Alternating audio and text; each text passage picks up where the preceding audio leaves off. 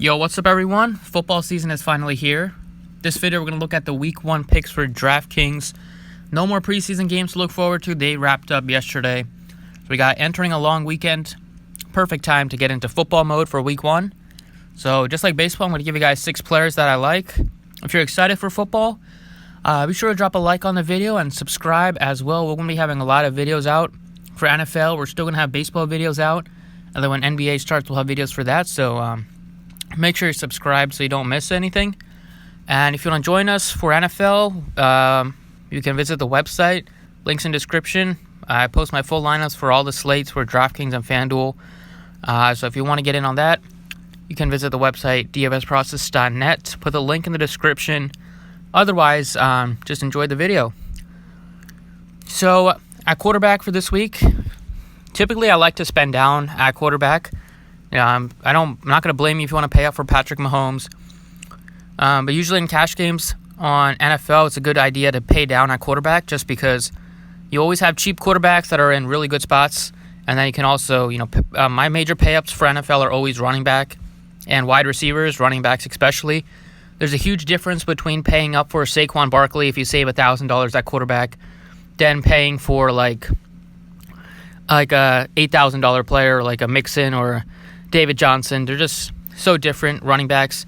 The elite running backs are so much more valuable than the second-tier running backs, and same thing with wide receivers.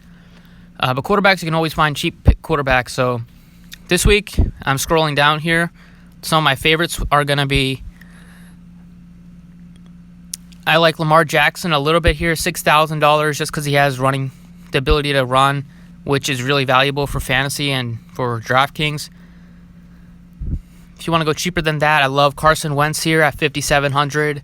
I also like Josh Allen a lot, another guy that can really run and has looked decent this preseason. But he does have a lot of running. He can run for 100 yards. He did that twice last season, and then 2 other times he got you over 90 rushing yards. So super valuable, the ability to run for Josh Allen. I'm going to pass on Kyler Murray. Just want to see how he does his first couple weeks. He was fine, but nothing special in the preseason. He struggled early on, but I'm going to pass on him just until we get some more tape on him, until we see how he plays in the NFL. And also, I expect him to be pretty popular at that price tag. So if he struggles, then you're getting a good reason to fade him in that case if he's going to be popular. I like Kirk Cousins a lot at $5,500 at home facing the Falcons defense, which gave up so many points and so many yards last season. They were bottom 5 in all the major categories on defense. Kirk Cousins, I love stacking the Vikings just because the Vikings offense is concentrated around very few guys. Unlike a lot of other teams where you have so many mouths to feed, like in Philadelphia, in New England for a while, they had so many mouths to feed. In Minnesota, it's very simple. There's 4 guys that really get all the volume. Kirk Cousins, Stephon Diggs, Adam Thielen, and Dalvin Cook. There's nobody really taking rushing attempts away from Dalvin Cook. Nobody really taking a lot of yards away from those 2 wide receivers. So it's really easy to stack them in a matchup like this. I'm going to go with Kirk Cousins as my quarterback here for this week at only $5,500. If you want some cheaper quarterbacks, I don't mind, punting here. I don't remember last season, week 1, the Millie Maker was won by a guy that played Ryan Fitzpatrick, who was very cheap. So you can always punt at quarterback, but I like Kirk Cousins' price tag at $5,500. He has some upside. He's not going to run, but he has a lot of just yardage upside. The Vikings love to throw the ball. He had a lot of games early on in the season last year where he threw well over 40 times. He threw over 50 times a couple early games last year, and at home it should be a shootout. Playing in domes are like the equivalent of playing in Coors Field. Maybe not that extreme, but when the weather gets worse, it's really valuable. And usually dome games are always the highest scoring games of the week, a lot of the time when the weather gets bad. So I'm going to go with Kirk Cousins as my quarterback. At running back, it was probably a tough choice if Zeke Elliott was 100% in and we knew he was going to play. Tough choice between picking him or Saquon Barkley. They're both in great spots. But now that it looks like Elliott is probably going to miss week 1. Super easy to play Saquon Barkley. He is the most valuable running back on the board. If Elliott is not going to be on the field, He gets a ton of yards on the ground. He gets a ton of pass attempts out of the backfield. And now with the injuries the Giants have suffered at the wide receiver position, his targets are looking even more numerous than we originally expected. Entering the season, without Odell Beckham, he's going to get all the volume. So it's just a really easy play at $9,000. It's not going to be long before his price tag is above $10,000. And the second running back I like is going to be Dalvin Cook. Just going to be going with this Viking stack for week 1. I think they're all in. They're pretty nicely priced, especially Dalvin Cook at $6,000. And the matchup is really good against the Falcons. $6,000 for Cook. He's going to be looking at 15, 20 attempts on the ground. Last season he did have to split some time with Latavius Murray, but he's out. I mean, he's on another team now. So if you look at the depth chart here for the Vikings, there's nobody really that's going to take anything away from Dalvin Cook's ability. He should be on the field all 3 downs. They don't really have a second running back on the roster that's going to get major touches. So unlike a lot of other teams who have 2 or 3 running backs that are going to split, Dalvin Cook looks like he's going to absorb all the volume. He is really good. Just a really good player in the red zone at the goal line.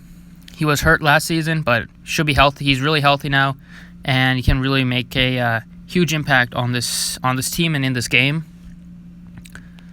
In the outfield, continuing with the Vikings, going to go with Adam Thielen. It's always a good idea to stack.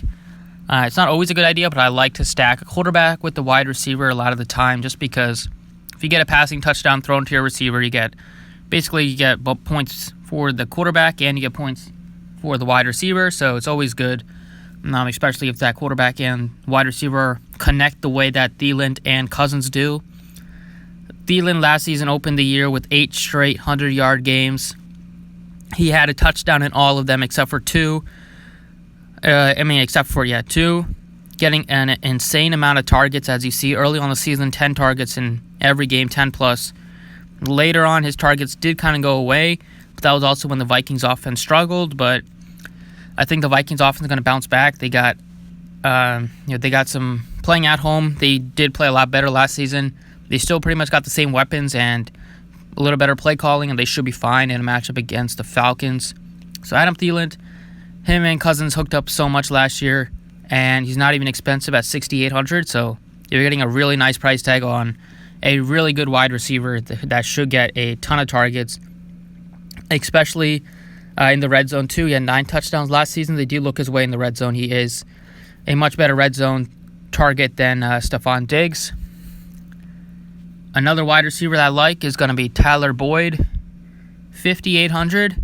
So with A.J. Green looking like he's not going to play, doubtful, he's probably going to miss a couple games. Tyler Boyd is going to benefit a lot. When Green was out last year, he had some of his biggest games. And now that Andy Dalton's back at quarterback, his fantasy outlook looks even better.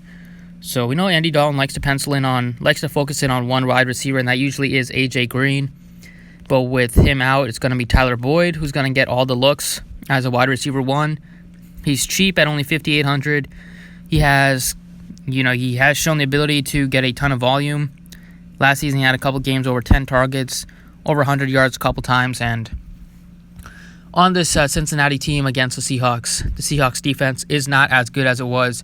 I think people still think the Seahawks defense is really good, but they are ranked bottom 5. Bottom 10 in a lot of the categories, especially in the secondary. So Tyler Boyd at $5,800, really cheap with a ton of upside in week 1.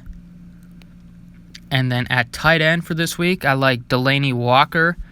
Like the price tag on him a lot. $3,500 is really cheap for him. His price tag is going to go back up to like $5,000-$6,000 in a couple weeks, so might as well buy low on him right now. Marcus Mariota loves to throw his way. Last season he got hurt in the first game, but he was on pace to have a really good game before he got hurt. And every year that he's been with Mariota, he's always had some solid years. So Mariota doesn't like to throw the deep ball. He likes to throw mid-range, intermediate passes, and that's where Walker really fits in. He had at least 800 receiving yards in 4 straight seasons. And Mariota, is probably his best. I mean, Walker is probably Mariota's best weapon. Mariota doesn't like to throw. They don't have top-end receivers that are going to get a ton of looks.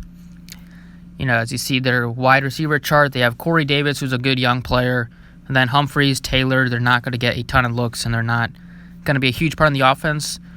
So it should be a lot of looks for Delanie Walker, Corey Davis. They only have a couple guys that really look dangerous in the receiving game. So $3,500 for Walker is a really cheap price tag. And the Browns last season were really bad against tight ends, one of the worst in NFL. Last season, giving up lots of fantasy points to tight ends. So $3,500 for Delanie Walker. You got to like that price tag a lot. And I really do like this build so far. You get a lot of upside. You get some nice prices, some nice value on guys like Walker, Thielen, Boyd, Cook, and Cousins too. So that's an early look for week 1. I hope you enjoyed the video. You can drop a like down below if you did. Thanks for watching. You can visit the website, links in the description if you want to join us. And good luck today.